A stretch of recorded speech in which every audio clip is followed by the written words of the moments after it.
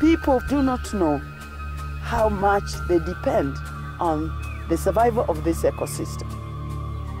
So when people say they want to come in and cultivate, or they want to come in and grow commercial plantations, I know that they are digging their own graves.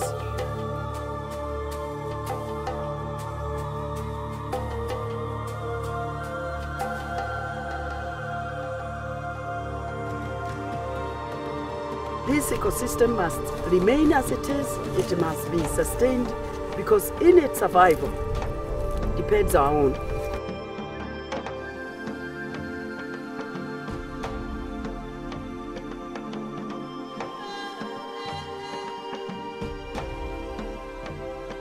Wangari Maathai was the first woman in East and Central Africa to obtain a PhD. During her time at Nairobi University, she began to notice a great deal of deforestation.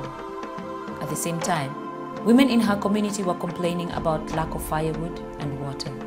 She was not only a visionary, but a pioneer. What she was saying through her work and her life was that the two, poverty and environmental sustainability, were two sides of the same coin. Wangari quickly made the connection between the two and started women's groups planting trees. Today, because of Wangari Maathai, an environmental consciousness has taken root, and many more hectares of land are being planted with trees, forming an environmental green belt across nations and contributing to a greener, cleaner planet.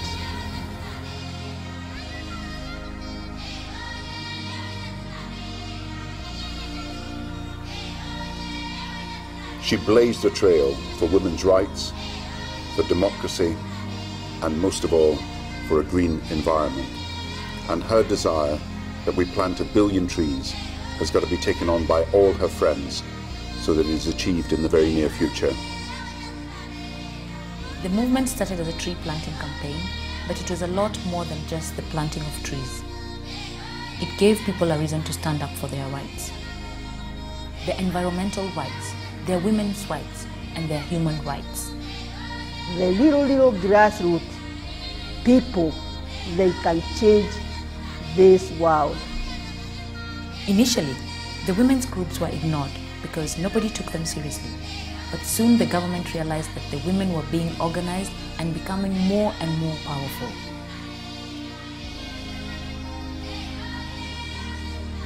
In 1992, Wangari organized a hunger strike in Uhuru Park to push the government to release political prisoners. The women, attacked by the police, refused to give up and continued their protest for 11 months.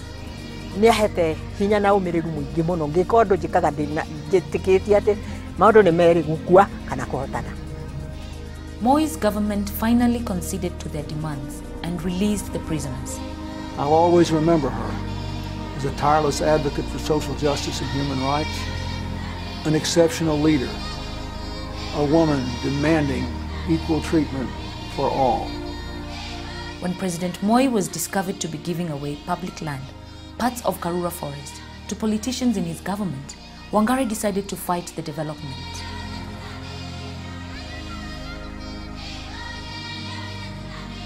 Wangari, unafraid, decided to protest peacefully through a tree planting mission. She never did anything to please. She never did anything because she wanted to be popular. She did everything she did because she always felt it was the right thing to do. That was a constant in her life.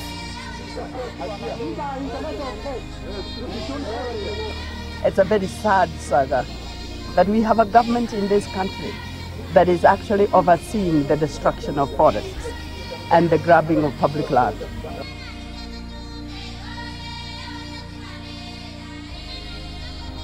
If we are going to shed blood because of our land, we will. We are used to that. Our forefathers shed blood for our land. We will do so. This is my blood.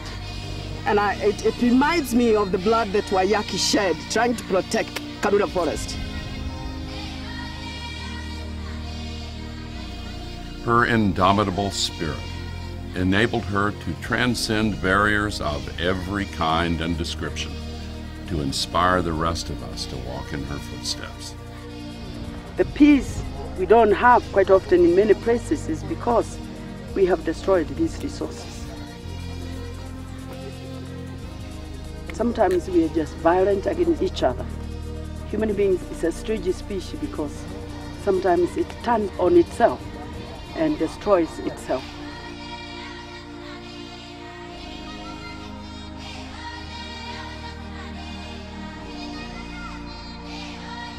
Wangari was the first African woman and the first environmentalist to be awarded the Nobel Peace Prize. She was involved in the struggles for human rights, democracy, and environmental conservation. She was a true leader in those areas and an absolutely worthy winner of the Nobel Prize.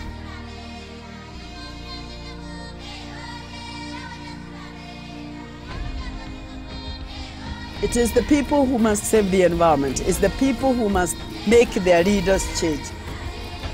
So we must stand up for what we believe in. And we cannot be intimidated.